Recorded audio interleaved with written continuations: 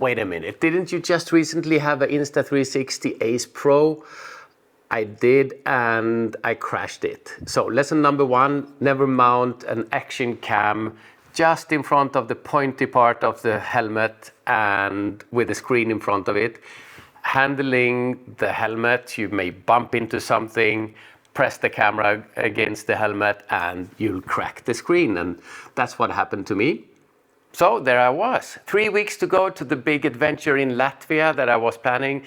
No action cam on the helmet, no money to buy a new cam in that short time period. So what do? Well, you take that pretty face and you go out there and work it, honey. And there DJI pulls up. Do you want to review our next action camera? Oh, honey, I'll do anything right now. So fast forward a bit, spoiler alert. This story ends happily for reasons I didn't expect. And this here camera, the Action 5 Pro, is now my favorite adventure bike action camera that I've tested. I'll tell you why. Now, I make adventure travel videos, which means I get wet, I get dirty, I get sandy gloves, I spend endless hours in the saddle trying to film as much as possible. And that means my biggest concern is not the latest AI effects or how slow the slow motion can get. It's not even image quality that is my number one, and I'll get to that later. So my concerns are utility and dependability to get the shots. That's the most important part for me in any situation and with as least hassle as possible during the day. And that's where this ends up on my number one list. So first we have the battery. And this little thing has 4 hours of recording time, and that's huge. That's almost double the competition.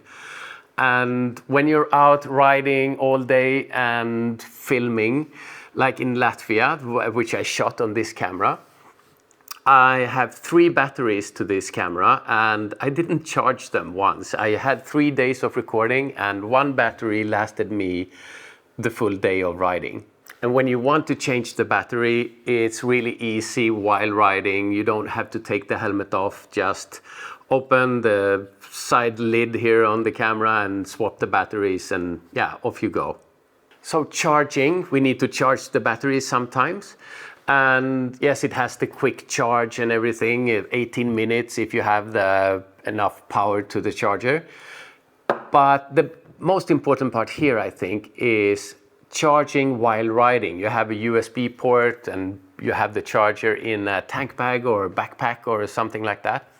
The traditional chargers look something like this, where you have the batteries and you stick them down into the charger. But leaving this in a bumpy tank bag or something like that, they easily fall out and you cannot be 100% sure that they still are there. Some put rubber bands around here to keep them in. That's what I like about the charger from DJI. It's this neat little box. Nothing's going anywhere. You have the batteries in here. You can see the charging level and you just put the charger into the side here and you know that they will be charging when they're in here. And that's one less thing to worry about. So next thing is recording, which is quite an important feature on Action Cam, don't you think? And it comes down to some simple things really, like the recording button, the sort of tactic feel of it. And I have tried some cameras that are quite hard with a motorcycle glove to really find the button and get it recording. And this is really good here. I do not have any trouble with just starting the video, stopping it whenever I want to, without pressing and trying to find the button and stuff like that. And when you do press record, I always have the camera off when riding. I press the sort of quick start, which means the camera turns on when you press the record, and when it's on, it starts filming. So it takes normally a little bit more time from pressing to actually recording.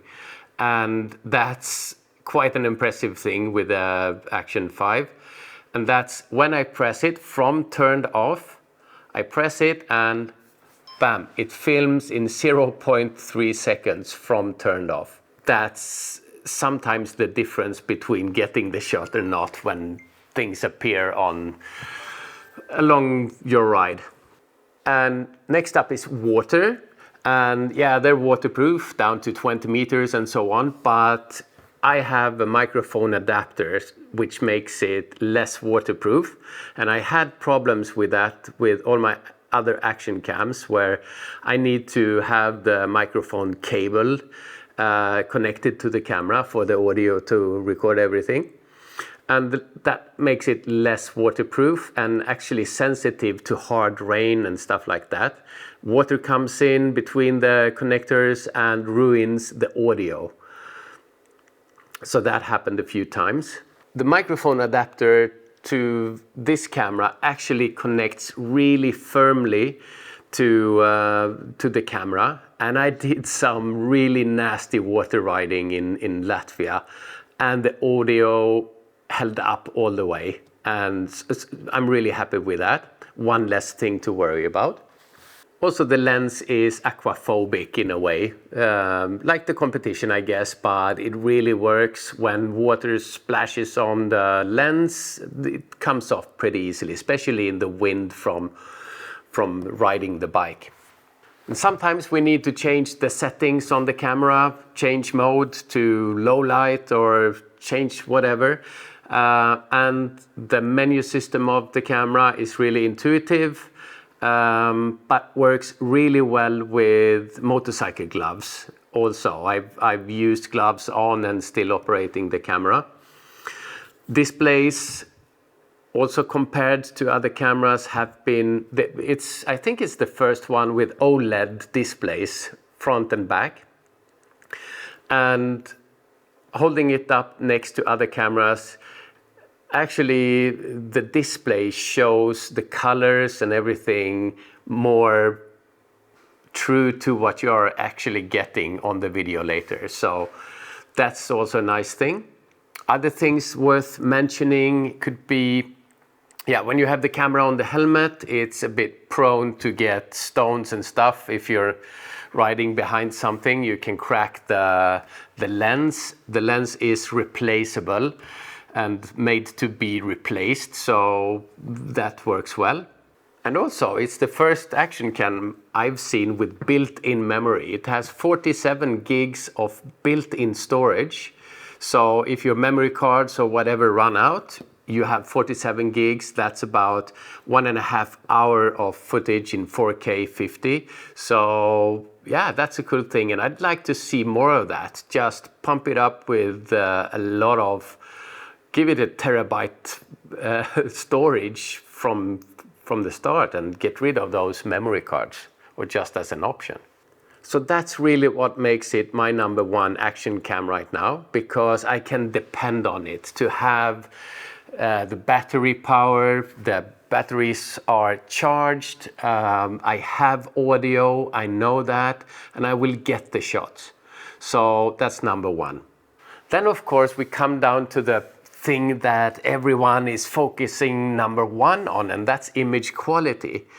And again, it's second on my list. Of course, I want good quality image, but really, whichever latest action cam you get, I'm quite sure you'll be happy with the image quality results. They all compete in, especially the hard areas, which is low light and high dynamic range, to get in one picture the brightest bright and the darkest dark, and everything should be visible, and that's quite a tough job. So I won't spend a lot of time talking about image quality because, yeah, check other videos. They are arguing about different things. It really comes down to two types of video makers. Those who just want a pre-cooked image. It's like ordering a finished dish in a restaurant. All the spices are there and everything, just like the chef wants it. And then we have the log modes, which means that you get your video as an unfinished dish from the kitchen, no spices. So you have to sort of make it the way you want it. So with a finished video from the DJI Chef in normal mode, you get an image which is cooked the way they like it, and that can change. Right now people are arguing that there is too much contrast and so on. They don't really agree with the chef there with the image, but that was also the problem with the Insta360 Ace Pro. They came out with a HDR look in the normal pre-cooked mode. And when people complained, that's just a firmware update, and they added a toggle bar where you can set the HDR on and off and so on. So I don't really worry about the normal mode. They usually correct it or come with some options and so on, so that everybody can get a few more dishes on the menu. But I like the raw ingredient dish from the menu, and that's video in D-Log M mode, which is an option on the camera. That presents a raw image which looks really dull, but all the video information is in there, and then you spice it up yourself, color grading, and that really helps if you have multiple cameras also. Yeah, so as far as my needs go, I get the image quality that I want, great for low light, great for high dynamic range and everything like that. Then you can watch the big boys go into details and compete with different cameras. That's not me. I like when things work together, just like my iPhone works with my Mac, that works with my AirPods and yeah, all that stuff. I'm a gadget guy. But DJI has the same feeling there with the ecosystem, where I have the Pocket, I have the Action, and I have microphones, 2 microphones, wireless microphones. And the ecosystem here is that if I get a microphone, it will work wirelessly with the DJI Action 5 Pro and with the Pocket 3 and with whatever cameras or stuff they come up with later, which is good. But not only one, it actually works with 2 microphones. Both the Pocket, I can have 2 for interviews, and for the Action 5, both microphones can connect at the same time to the camera.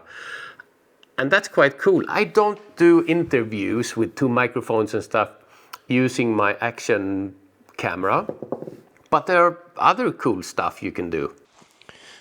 Okay, let's put this little microphone in here and make some noise. Put it in there and let's see what happens.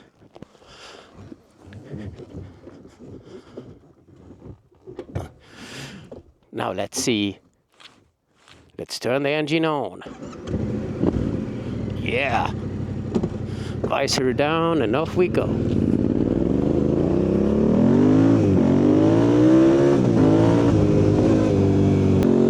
This is a Swedish rally road, official car rally.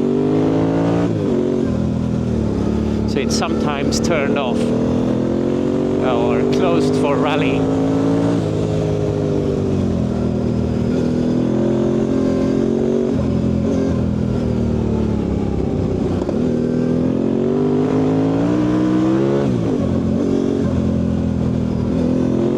So if you were curious about this Action 5 Pro, purely from a motorcycle or motovlogger perspective, those are my thoughts.